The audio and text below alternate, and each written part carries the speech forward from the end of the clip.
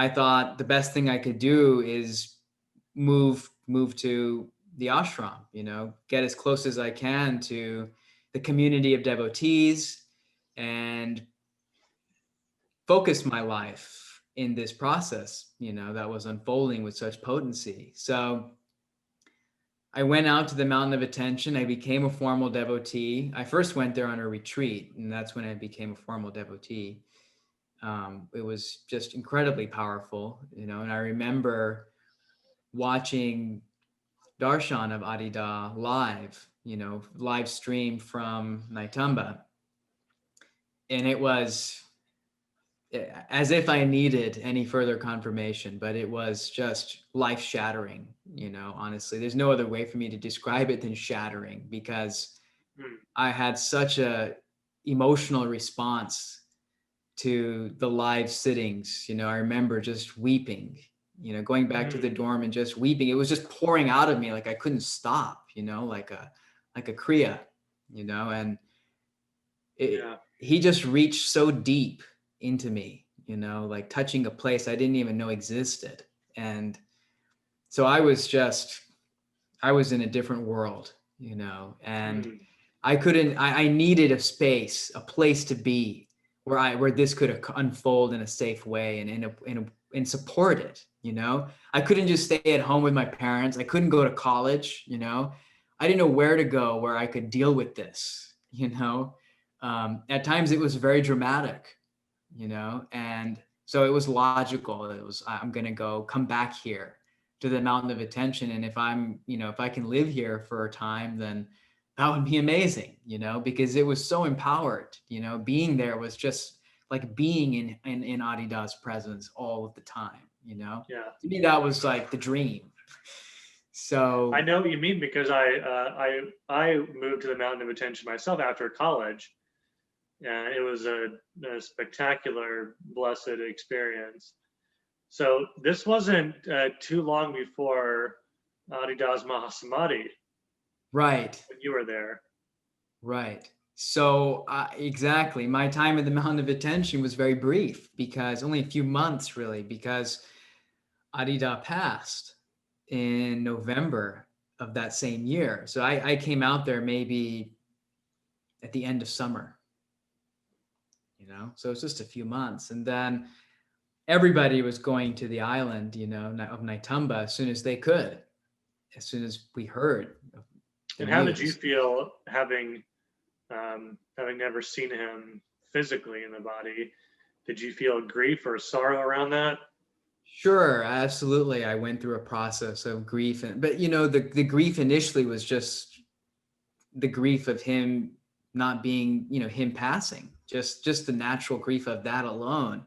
And then, of course, within that was the grief of not having been able to see him, But it was not that significant, for me, to be honest, because it didn't invalidate, anything that had unfolded up to that point for me. And I remember being there, and we were still waiting to find out, what was going on, and there was a sense that maybe this was Adidas Mahasamadhi, but it hadn't been really confirmed. And there was a period of, a couple of days or so. And I remember sitting in the temple and meditating, and it was just no different, and then of course it was determined as this was Adidas Mahasamadhi, and it still wasn't any different, and so what was not different?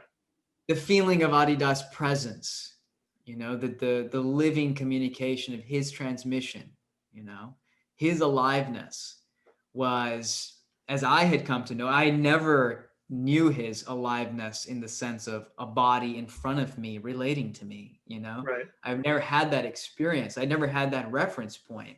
I only had this reference point, which was a distance reference point, you could say, right? So for me, it was like, I didn't miss something that I didn't know, you could say. I regretted, of course, like the timing. I thought, oh, wow, so close, right?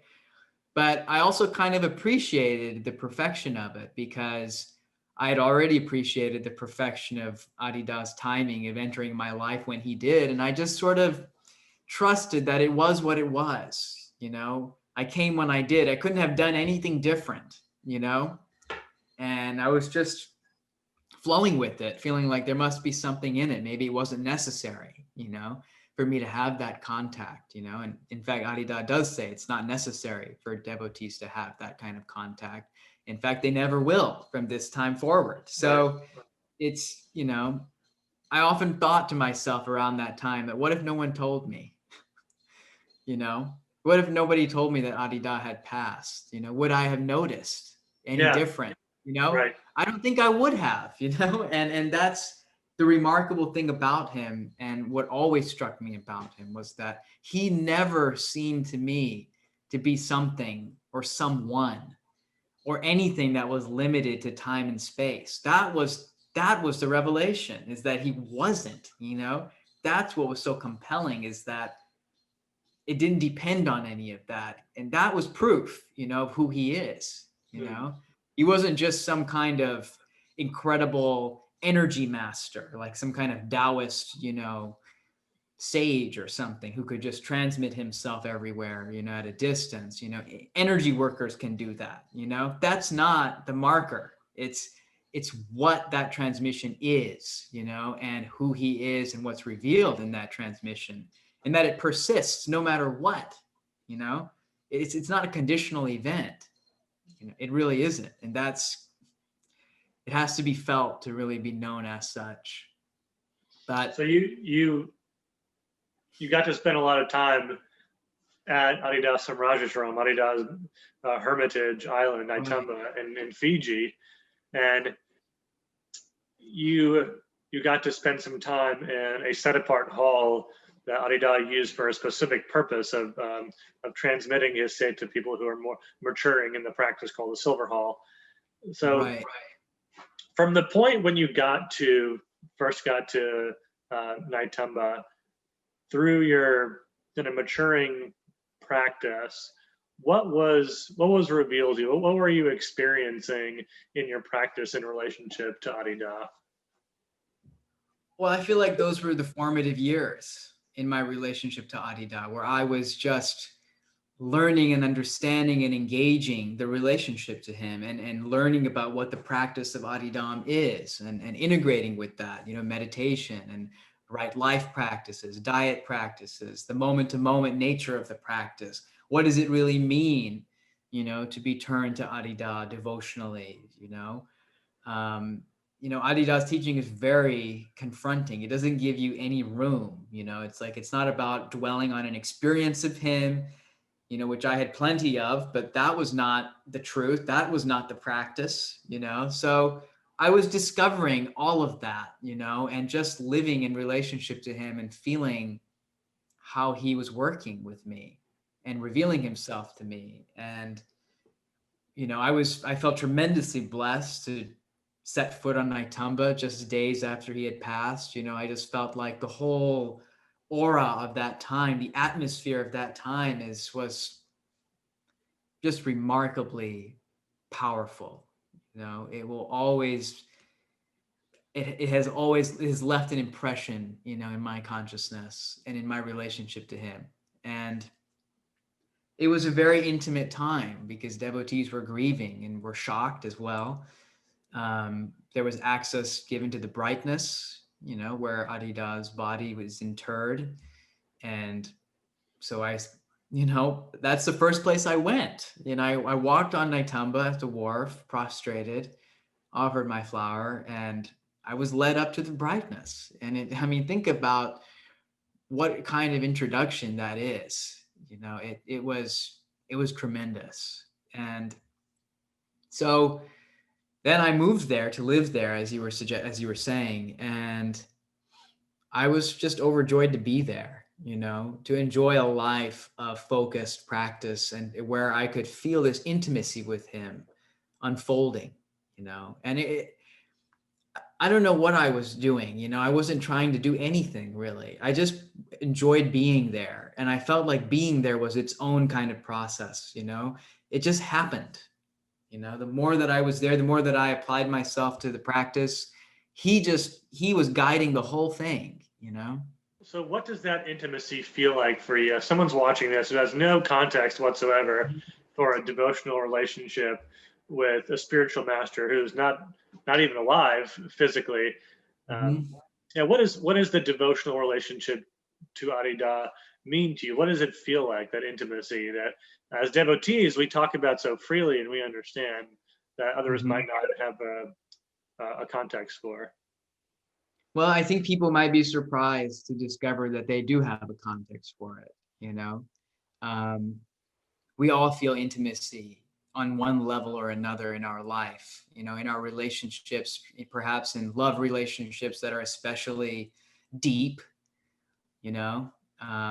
I certainly felt an intimacy with you, Max, you know, when we were going through our process of discovering Adida and Totally. spirituality. Yeah, And, you know, and to me, those moments were marked by times when you and I were emotionally vulnerable, you know, absolutely. and available to each other in a way that was not being a social persona. You know, we were just being available in our feeling, you know, the feeling dimension of our life. Our hearts were just open, you know. And I think everybody can access something about that feeling, the heart. You know, Adida talks about the heart a lot, you know, the radical reality way of the heart. He says he is the heart itself, you know. That's the best way I have to really describe it. And admittedly, I didn't really know how profound, how deep feeling could be until I became a Hmm. devotee. I didn't really know how deep the heart feeling could be. You know, that there was such a dimension to the heart beyond just human emotion. You know, it's not just a human emotion. It's it's it's not, it's unspeakable, really. You know, it is a depth of being, you know, and it does resonate with the heart and with the feeling dimension of the entire being, you know, opening. You know, it's like the image of the lotus is often given in spirituality, you know, the blossoming of the lotus. And it is something like that. You know, responding to Adida is like the lotus opening up. You know, there's something that unfurls, and the essence that is revealed in that unfurling is unspeakable, you know. And it is a feeling of intimacy in all the ways that we conventionally think of it. Absolutely, you know, closeness, you know, vulnerability, a sense of being known, a sense of being seen. You know, I think a lot of people can relate to that. I can relate to that, and that was one of my core experiences of being in Adida's presence, is the sense of being seen, utterly known, completely, you know, not just as a personality or as like what my qualities are or my weaknesses and strengths are. Just it's a all-encompassing knowing, you know. It's a knowing that you can't volunteer for, that you can't, it's not a human knowing, you know. It's the kind of knowing that you would experience in the presence of the divine, you know.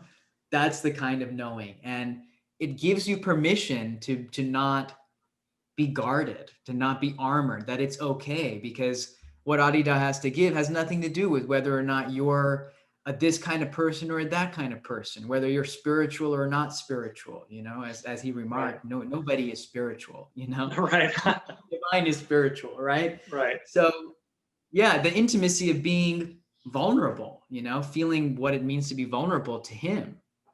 And when you're vulnerable to him, his spiritual transmission flows into the body, you know, awakens the heart, reveals with open eyes the nature of reality, you know.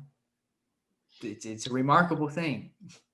And I just like to uh, praise your involvement in this practice and relationship with Adida and Nishi, because I feel like you have really made yourself available to feel Adida and to be transformed. And you for whatever reason, perhaps it's many lifetimes of spiritual practice, have been a source of inspiration to me because of your strong response.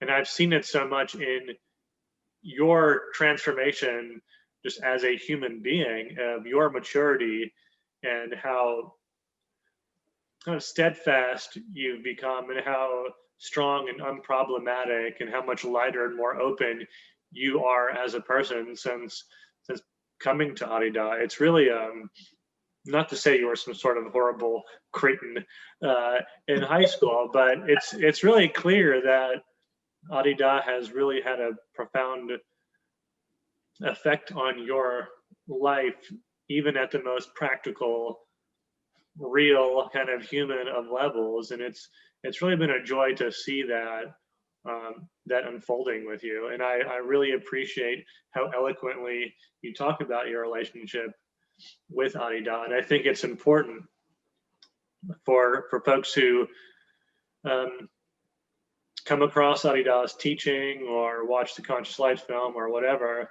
to know that him not being alive physically is absolutely no impediment to the practice of relationship with him and the process of realization that he is offering and freely giving. I also have not had much grief or sorrow about not seeing him physically alive, because I also feel no different in the slightest. And in fact, the last couple of years of Adida's life, he wasn't really interacting with people socially in the slightest. All he was doing was just granting darshan, making himself available for people to see him, to sight him, and to sit with him, which is essentially the same practice that we have now. But more so than that is what I find just the most unfathomable mystery of Adida is that he is somehow reality itself, everything who we are, and can somehow be in a tangible form that's apparently looks like a human being, but is basically just an access point to the divine and reality and real God, which is everywhere and everything. Obviously, there's no potential that it could possibly be taken away, whether his physical form is alive or not. And I sometimes say that I can like mentally understand it, but it's really beyond any kind of grasping. It sometimes feels too good to be true, and it's just totally beyond mind how that can even happen, that reality itself could incarnate physically. It doesn't even make any sense. You hear about spiritual masters who have some sort of like realization, or they are able to transmit energy, or they're transformed in some way. But Adida's not saying that he is just like you mentioned, some sort of like transmitting human, like an advanced human being. That he's very directly confesses, because he's not a liar. He's not going to hide who he is, that he is reality itself. And my experience, I know yours is too, is a deeper and deeper recognition of that being true. And there's no end to that kind of recognition. It's constantly just being infinitely magnified. And the more I've made myself available to Adida in the times that I am, I recognize that. And it's not like, oh, cool, like, yeah, he's right. Like, it's an accomplishment of his as another. It's a revelation about reality itself, which includes me and you and everything, but somehow it is seemingly localized as a source point from his body. I remember that I went to Naitama for the first time last year, and the first time that we went to the area of the island where Adida spent most of his time, called the Matrix, there was an occasion on a veranda where he often gave darshan, and devotees were chanting, and there was a really ecstatic circumstance. I had this like tangible feeling that from the portrait, the picture of Adida that was on this like swinging chair on the veranda, and his blessing was just being given universally from that source point. It was a total, it wasn't an idea that I had. It was just a very tangible understanding. Oh, this is like, it's emanating infinitely, including everything and transcending everything from his body somehow. And yeah, I can say that I understand it, but it's just totally, it's totally beyond mind, totally mysterious. I mean, it's an incredible grace too, just the gift that he is, the help that he is offering people, because the idea of God is really wonderful, but it can be totally abstract, right? And our friend James Steinberg is often in presentations alluded to the teaching that the traditional teaching that the guru is greater than God, because the guru provides that tangible point of reference and relationship for human beings, rather than being just some kind of amorphous idea in our heads. Exactly. And Adida's body, even though it's no longer here physically, it remains a form, of revelation, which is why devotees keep his photographs and we cite him, and we're able to relate to his spiritual presence through those means. His body is forever an image, of the divine in human form. And it is not comprehensible, and it's not something that can just be accepted, and it is at least worth saying that Adida talked about the esoteric physics of how the divine can appear in a human form, how the divine can break through into the conditional domain. He did talk about that in various essays in the Need of Listening, and they're very, very profound. It's not that he's just saying, yep, this is it, this is who I am. He's saying, look, as much as there could be to say about it, he did, and he did describe how it happens, to whatever degree we can use that to understand it, and that is itself remarkable. Those descriptions are remarkable. So it comes down to the recognition, though, which is a gift. It's not just given to some people either. It's available to everyone. And I wouldn't be able to describe why I recognize Adidas as the divine, Yeah, I can't describe it either. It's completely self-validating at heart. It's not something that I can doubt. It's a very clear communication. It's not something that I am fabricating. Not something I could fabricate even, but it's just somehow completely obvious.